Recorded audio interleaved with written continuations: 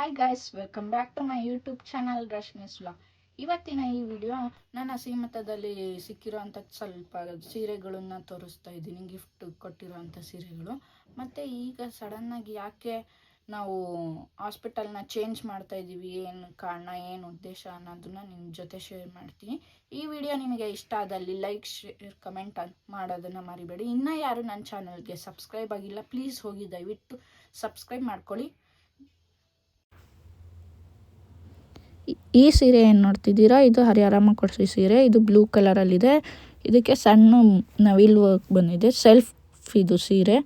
Blouse ಮತ್ತು colour ಎಲ್ಲ same ಇದೆ. ಇದು green, light green with purple combination sari ಆಗಿರುತ್ತೆ. ಇದಕ್ಕೆ ಬ್ಲೌಸ್ ಬಂದು ಪರ್ಪಲ್ ಕಲರು, ಒಂಥರ purple mix blue colour combination ಆಗಿದೆ.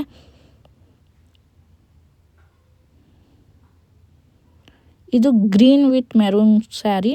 ಇದಕ್ಕೆ ಮೆರೂನ್ ಕಲರ್ ಬ್ಲೌಸ್ ಬಂದಿದೆ. ಇದು ಕೂಡ ಸೆಮಿ ಕ್ರೇಪ್ ಸೀರೆ ಆಗಿದೆ. ಇದು ಮೂರು ಕೂಡ ಸೆಮಿ ಕ್ರೇಪೇ ಆಗಿದೆ.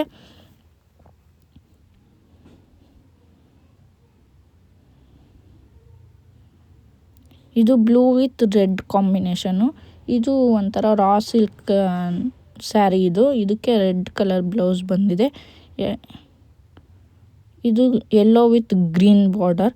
ಇದಕ್ಕೂ ಕೂಡ ಗ್ರೀನ್ ಕಲರ್ ಬ್ಲೌಸ್ ಬಂದಿದೆ. ಇವೆಲ್ಲ ನನಗೆ ಗಿಫ್ಟ್ ಬಂದಿರೋದು. ಇನ್ನೂ ಒಂದಿಷ್ಟು ಸ್ಯಾರಿಗಳಿದ್ದಾವೆ, ಆದರೆ ಅವು ನನಗೆ ಈಗ ಟೈಮಿಗೆ ಸಿಗಲಿಲ್ಲ. ಹಂಗಾಗಿ ಕೆಲವೊಂದನ್ನ ಅಷ್ಟೇ ಆ್ಯಡ್ ಮಾಡ್ತಾಯಿದ್ದೀನಿ. ಇನ್ನೂ ಬೇಕು, ಇನ್ನೂ ಯಾವ್ಯಾವ ಬಂದಿದೆ ತೋರಿಸಿ ಅಂತ ಕಮೆಂಟ್ ಹಾಕಿದರೆ ನಾನು ನೆಕ್ಸ್ಟ್ ವಿಡಿಯೋದಲ್ಲಿ ಎಲ್ಲ ಪ್ರತಿಯೊಂದೂ ಸ್ಯಾರೀಸ್ ಯಾವ್ದಾವ್ದಿದೆ ತೋರಿಸ್ತೀನಿ. ಗಿಫ್ಟೆಡ್ ಸ್ಯಾರೀಸು. ಇದು bottle green with red combination sari. ಇದು ಕೂಡ ರೆಡ್ ಕಲರ್ ಕಾಂಬಿನೇಷನ್ ಬ್ಲೌಸ್ ಬಂದಿದೆ ಇದಕ್ಕೆ.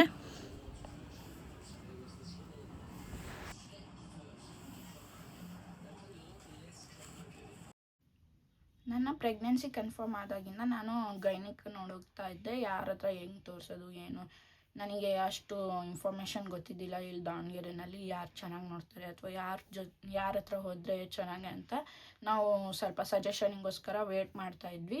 ಆವಾಗ ನಮಗೆ ಸಜೆಸ್ಟ್ ಮಾಡಿದ್ದು ನಮ್ಮ ಅಣ್ಣರು, ಪೂರ್ಣಿಮಾ ಮ್ಯಾಮ್, ಡಾಕ್ಟರ್ ಪೂರ್ಣಿಮಾ ಮ್ಯಾಮನ್ನು. ಅದು ಸಿಟಿ ಸೆಂಟ್ರಲ್ಲೆಲ್ಲ ಅವರು ಇರ್ತಾರೆ. ಅವರಿಗೆ ತೋರಿಸಿ, ಅವರು ತುಂಬ ಎಕ್ಸ್ಪೀರಿಯನ್ಸ್ಡ್ ಇದ್ದಾರೆ, ಚೆನ್ನಾಗಿ ನೋಡ್ತಾರೆ ಅಂತ ಹೇಳಿದರು. ಹಂಗಾಗಿ ನಮ್ಮ ಫ್ಯಾಮಿಲಿ ಎಲ್ಲ ಡಿಸೈಡ್ ಮಾಡಿಕೊಂಡು ಫಸ್ಟ್ ಪ್ರೆಗ್ನೆನ್ಸಿ ಕನ್ಫರ್ಮ್ ಆದಾಗಿಂದ ಹಿಡಿದು ಡಿಲವರಿವರೆಗೂ ಒಂದೇ ಹಾಸ್ಪಿಟಲಲ್ಲೇ ತೋರಿಸ್ಬೇಕು ಅಂತ ಡಿಸೈಡ್ ಆಗಿದ್ವಿ.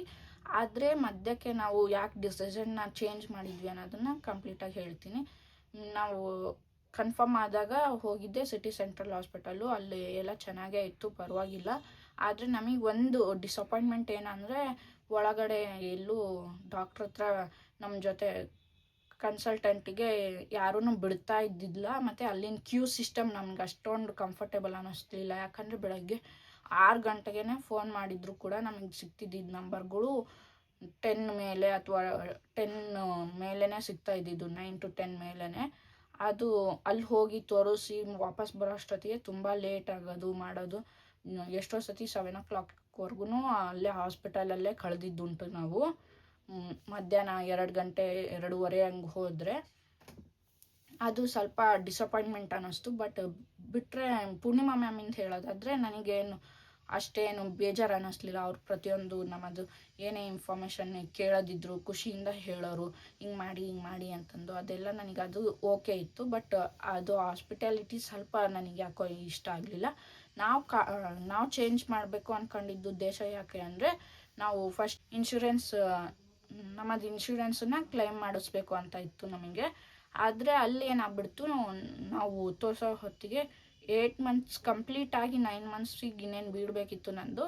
ಆವಾಗ ಗೊತ್ತಾಯಿತು ದಟ್ ಅಲ್ಲಿ ನಾವು ಯಾವುದು ಇನ್ಶೂರೆನ್ಸ್ ಕ್ಲೈಮ್ ಮಾಡಿಸ್ಬೇಕು ಅಂದ್ಕೊಂಡಿದ್ವಲ್ಲ, ಆ ಇನ್ಶೂರೆನ್ಸ್ ಅಲ್ಲಿಂದ ಹಾಸ್ಪಿಟಲಿಂದ ರಿಮೂವ್ ಮಾಡಿಸ್ಕೊಂಡಿದ್ದಾರೆ ಅವರು ಅಂತಂದು. ಹಾಗಾಗಿ ನಾವೇನಾಯಿತು, ಬೇರೆ ಇಲ್ದಲೆ ಬೇರೆ ಹಾಸ್ಪಿಟಲಿಗೆ ಹೋಗಬೇಕಾಯ್ತು.